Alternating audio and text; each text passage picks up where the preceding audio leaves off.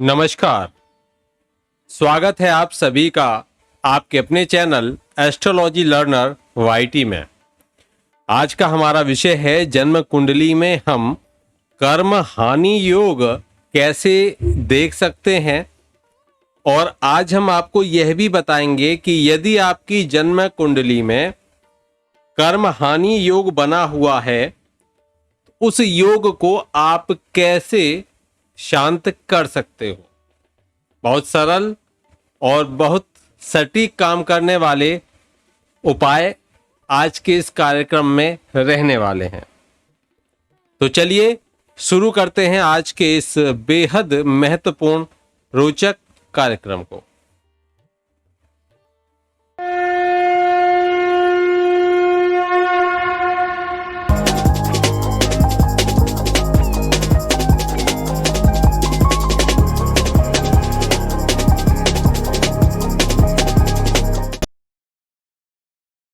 जन्म कुंडली में कर्म हानि योग का पहले अर्थ समझते हैं। यदि किसी व्यक्ति की जन्म कुंडली में कर्म हानि योग बनता है तो ऐसा व्यक्ति अपने स्वयं के लिए कोई भी काम सही तरीके से नहीं कर पाता। कुछ भी काम कर ले, जिस काम में और लोगों को बहुत सफलता मिल जाए, लेकिन वो करे तो उसके नतीजे ठीक नहीं निकलते। मेहनत सफल नहीं हो पाती है, फिजूल की मेहनत हो जाती है। तो अगर वहां पर कुछ और पाप प्रभाव भी देखने को मिले तो ऐसे व्यक्ति को बहुत ज्यादा ही समस्याएं होती हैं। कोई काम शुरू करे तो हानि बहुत ज्यादा उस काम में उसकी हो जाती है। ऐसी स्थिति में हम यह कह सकते हैं कि अगर उस व्यक्ति को अपने दम पर सफलता नहीं मिल सकती, एक तरह से वो स्वाभिमानी कैसे बनेगा जब वो स्वयं से ही सफलता पाने के योग्य नहीं होगा, तब कैसे होगा। पहले समझ लेते हैं। ये दोष आप अपनी जन्म कुंडली में देखिए या अपने किसी रिलेटिव की, जो भी आपसे जन्म कुंडली दिखा रहे हैं उनके भी देख सकते हो। कब ये दोष बनेगा? देखिए, आपके पराक्रम का भाव आपका जन्म कुंडली में ये तीसरा भाव होगा। जन्म कुंडली में ये होगा तीसरा भाव।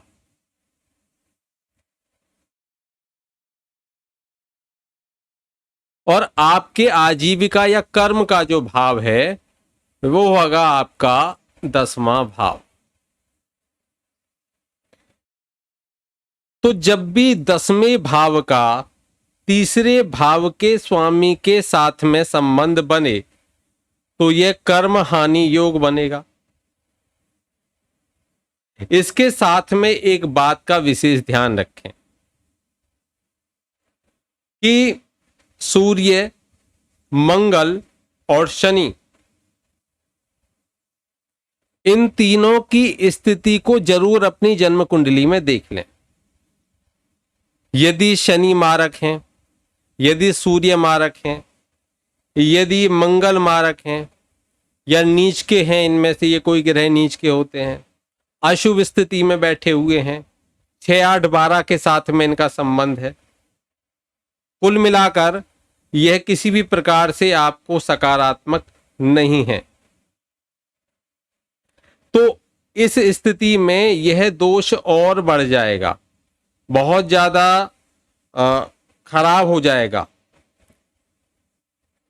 तो इसकी स्थिति और ज्यादा बढ़ जाती है। तो तीसरे भाव का 10वें भाव के साथ में संबंध और इसके साथ में सूर्य, मंगल और शनि, इन तीनों ग्रहों की आपकी जन्म कुंडली में अशुभ स्थिति। चलिए मैं आपको समझा देता हूं कैसे। हाँ देखिए, ये हम ले लेते हैं एक जन्म कुंडली ले लेते हैं। देखिए एक लेते हैं, यहां पर नव गुरु हो गए, यहां नहीं लेंगे।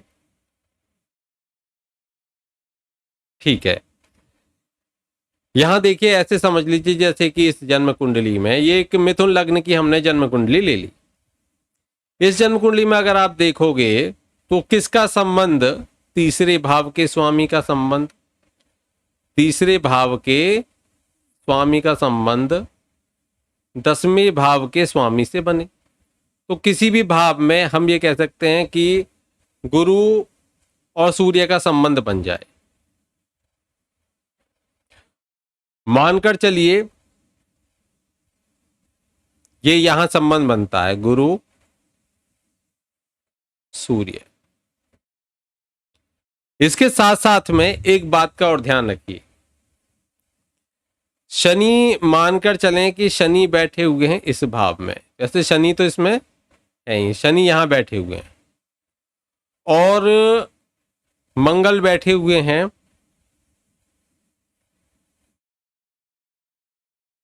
यहां, मंगल बैठे हुए हैं। अब कुल मिलाकर आप देखोगे तो ये मंगल भी कहां पहुंच गए, 12वें घर में, त्रिक भाव में, शनि भी त्रिक भाव में और सूर्य नीच के हो गए। और वैसे भी सूर्य तीसरे भाव के मालिक हैं गुरु के साथ में, गुरु जो कि इस जन्म कुंडली में बन जाते हैं 10वें भाव के मालिक। यह स्थिति बन जाती है। अब यह स्थिति बता रही है कि आपके कर्म हानि योग की स्थिति बनी हुई है। तो ये कर्म हानि योग की स्थिति आपकी यहां पर दिख रही है, डिग्री में कम हो, ये मतलब कुल मिलाकर एक बात का और ध्यान रखिए, इसमें जो लग्नेश है, अगर देखिए इनके ऊपर एक बात और ध्यान रखिए कि मानकर चलिए किसी भी तरीके से यहां राहु बैठ जाए, राहु बैठ के राहु की दृष्टि यहां पर गई, या यहां पर केतु बैठ जाए तो और ज्यादा खतरनाक स्थिति हो जाएगी, क्योंकि इस कुंडली में नीच के हो जाएंगे। तो अब देखिए इसमें एक बात और समझिए पाप ग्रह की, और यहीं पर जो लग्नेश हैं, जैसे बुध लग्नेश हो गए, वो यहां पर बैठ जाए, बुध यहां पर बैठ जाए, और इन बुध के ऊपर अगर हम देखें तो यह स्थिति आप देख पा रहे हो। अब ये बुध क्या हो गया, नीच का हो गया, बुध यहां पे नीच का हो गया। तो अब यह स्थिति हो जाए, या फिर ये खुद यहां पर बैठ जाए, या यहां पर बैठ जाए, शनि के साथ बैठ जाएं, राहु के साथ बैठ, मंगल के साथ बुध बैठ जाएं, सबसे बेस्ट यहां देखिए। अब ये लग्नेश क्या हो गया, अब ये लग्नेश यहां से हटा देते हैं। अब लग्नेश भी क्या हो गया, निर्बली हो गया, कमजोर हो गया, मंगल के साथ बैठ गया, शत्रु के साथ बैठ गया, कमजोर हो गया, अपने से 12वें भाव में बैठ गया। यह स्थिति क्या बता रही है, कि यह स्थिति बता रही है कि व्यक्ति कोई भी कर्म करेगा वह उसका सफल नहीं हो पाएगा, समस्याएं उसको देखने के लिए मिलती रहेंगी, समाज में भी उसको गलत डायरेक्शन लोग देंगे, गलत स्थितियां उसके साथ में बनेंगी। इस तरीके का योग यदि आपकी जन्म कुंडली में बन जाता है तो ये हम इसको समझ सकते हैं। और अगर यहां पर एक बात और देखिए, लग्नेश के बारे में या किसी भी तरीके से लग्न में, जैसे मान के चलिए यहां शुक्र बैठ गए, साथ में शुक्र को ले, लेकिन ये शुक्र कैसे हो, रेट्रोग्रेड हो, वक्री हो जाए, तो यह स्थिति और ज्यादा प्रभावी हो जाती है। देखिए कभी कभी जो गोचर है वो अगर प्रतिकूल दशा चल रही हो, खराब ग्रहों की, मारक ग्रहों की, जो आपकी कुंडली के लिए मारक है उनकी दशा चल रही हो, तो ये उस समय पर सबसे ज्यादा योग आपको प्रभावित करेगा। तो ऐसे टाइम पर बहुत ज्यादा आपको, उसकी रेमेडी में आपको बताऊंगा कैसे कैसे हम इसको सही कर सकते हैं। अब तक आपने ये समझ लिया कि कैसे देख सकते हो आप कर्म हानि योग, स्वयं से जन्म कुंडली देख सकते हो आप। अब हम इसके उपायों की तरफ बढ़ते हैं। सबसे पहले आपसे जितना हो सके प्रतिदिन जब सूर्य उगता हो, उगते हुए सूर्य को आपको उनके सामने आपको क्या करना है, सूर्य की पूजा करनी है, और एक माला कम से कम, जितना हो सके तो और अच्छा है, लेकिन कम से कम एक माला का आपको जाप करना है, और ज्यादा कर सको तो बहुत अच्छा है। मंत्र है ओम जयंती मंगला काली भद्रकाली कपालिनी दुर्गा क्षमा शिवा धात्री स्वाहा स्वधा नमोस्तुते। देखिए दुर्गा सप्तशती में अर्गला स्तोत्र में ये आपको सबसे पहले मिलेगा, वहां से आप देख सकते हो। ओम जयंती मंगला काली भद्रकाली कपालिनी दुर्गा क्षमा शिवा धात्री स्वाहा स्वधा नमोस्तुते। इसका जितना आप जाप कर सकते हो उतना अच्छा है। उगते हुए सूर्य को आपको उसकी पूजा करनी है, जल देना है, ये आजीवन करना, और किसी की भी आलोचना निंदा आपको नहीं करनी है। पहला काम तो हो गया ये। कोई भी बड़ा काम आप करोगे तो वह काम आप गुरुवार को ही शुरू करें, किसी और दिन शुरू ना करें। और अगर आपने गुरु बना रखे हैं, किसी को भी गुरु मान रखा है, तो उनकी आज्ञा या उनसे परामर्श लेकर काम करेंगे तो उस काम में समस्याएं नहीं आएंगी, वो सफल हो जाएगा। क्योंकि ये तीसरा घर है सोशल कनेक्टिविटी का, और हम न्यूमरोलॉजी में 3 नंबर को गुरु बृहस्पति से भी कनेक्ट करते हैं। तो वहां पर ये गुरु के साथ में, जितना गुरु के सानिध्य में आप रहकर कार्य करोगे उतना आपके लिए अच्छा रहेगा। एक बात विशेष ध्यान रखें कि जो रिक्ता तिथि होती हैं उनमें और अमावस्या में कोई भी नया बड़ा कार्य आपको नहीं करना है। किसी को उधार या पेमेंट, अगर आपको कोई भी है, किसी को उधार या पेमेंट दें न सामान खरीदें, ये आपको नहीं करना है। ना तो किसी को पेमेंट देना है इन तिथियों में, रिक्ता तिथि में और अमावस्या तिथि को, और नहीं कोई सामान खरीदना है। और किसी की मदद बिना मांगे बिल्कुल ना करें। कब नहीं करनी है, ऐसा नहीं कि आप नहीं करोगे, रिक्ता तिथियों में ध्यान रखना है। अगर आपकी जो संतान है उनका भी विवाह आदि की कोई बातचीत है तो आप आगे मत बढ़ो उसमें, किसी और को, घर का कोई और मेंबर है उससे वो बात आप कराओ। ऐसे लोगों को जिनकी इस तरह का दोष बनता है उनको किसी तरीके से मांसाहार या नशा आदि नहीं करना चाहिए। पिंडदान अवश्य करने चाहिए। पशुओं की सेवा करनी उनके लिए बहुत अच्छी होती है। और ऐसे लोग बड़े बोल बिल्कुल ना बोलें, आवेश में बिल्कुल नहीं आना है। और आपके जो जीवन साथी हैं उनकी बातों की उपेक्षा बिल्कुल नहीं करनी है, उनकी बातों को ध्यान में रखना है। आपको चिल्लाकर नहीं बोलना है। किसी हट में, अहम में यानी कि घमंड में, वाणी में अधीरता पर आपको काबू रखना है। अधिक भावुकता से भी आपको बचना है। चलिए आपको एक विशेष उपाय मैं और बता देता हूं। एक तो आपको जयंती मंगला काली भद्रकाली कपालिनी दुर्गा क्षमा शिवा धात्री स्वाहा स्वधा नमस्तुते, इसका जितना हो सकता है आप चैंटिंग करते रहो। सुबह के टाइम नहा धो के आप चैंटिंग करते रहो, बहुत अच्छा है आपके लिए। मानसिक रूप से करिए, कोई दिक्कत नहीं है, बहुत अच्छा रहेगा। जिनके भी कर्म हानि दोष ये बना हुआ उनके लिए रिजल्ट इसके बहुत अच्छे जाते हैं। देखिए, एक ये है कि आप जो अमावस्या होती है, अमावस्या को बहते जल में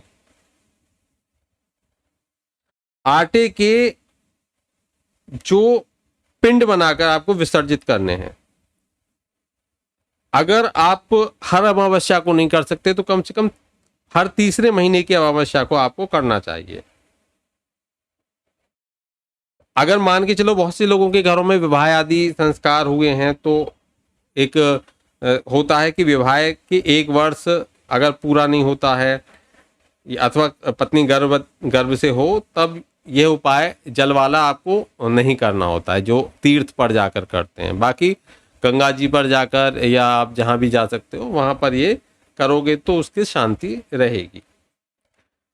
तो कुल मिलाकर सबसे आपके लिए आसान उपाय यही है कि आप मंत्र जाप करें, सूर्य को आजीवन जल दें, किसी की निंदा न करें, मांसाहार से बचें, नशे से बचें, और गुरु के सानिध्य में गुरु से परामर्श लेकर ही कार्य करें। और जितने बड़े कार्य करें वो आप रिक्ता तिथियों को इग्नोर कर दें, अमावस्या को इग्नोर कर दें, और जो भी करें आपको करना है गुरुवार के दिन से आप करें। खासकर आप शुक्ल पक्ष के गुरुवार से करें तो ये कर्म हानि दोष आपका 80% शांत हो जाएगा।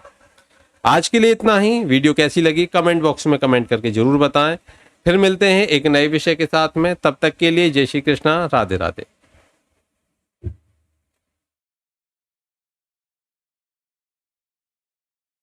जॉब करूं, मेरी जॉब कब लगेगी, मुझे संतान सुख कब मिलेगा, कैसा होगा जीवन साथी? क्या मेरी लव मैरिज होगी या होगी अरेंज मैरिज? क्या मैं कभी विदेश जा पाऊंगा? कर्जे बढ़ रहे हैं, इनकम कम हो रही है, बीमारी पीछा नहीं छोड़ रही है, अस्पताल के खर्चे बढ़ रहे हैं, शनि राहु केतु मंगल समस्याएं दे रहे हैं। कहीं आपके जीवन में गलत नंबर तो नहीं आ गया? क्या है आपका लकी नंबर? कौन सा नंबर आपको दिलाएगा सक्सेस? क्या आपने अपनी जन्म कुंडली का अभी तक विश्लेषण कराया है? अगर नहीं कराया है तो दिए हुए नंबर पे संपर्क करके अपनी जन्म कुंडली का विश्लेषण कराइए। जानिए क्या है आपकी जीवन की समस्या, कौन सा ग्रह दे रहा है आपको समस्या, कौन से नंबर्स दे रहे हैं आपको समस्या जाने और उनका समाधान भी आपको मिलेगा। तो देर ना करें, अपनी जन्म कुंडली का जल्दी से जल्दी प्रोटेक्शन कराएं, अपनी जन्म कुंडली को समझें, अपनी जन्म कुंडली में कौन से ग्रह खराब हैं, कौन से ग्रह आपको परेशान कर रहे हैं और उनको कैसे सही किया जा सकता है उसको जानें। और ये सभी जानने के लिए आपको डायल करना होगा 9045847891 या फिर व्हाट्सएप करें 90457891 पर। तो फिर देरी किस बात की, जल्दी से कॉल कीजिए या व्हाट्सएप मैसेज कीजिए और जानिए अपनी समस्याओं का समाधान। मैं जॉब करूं या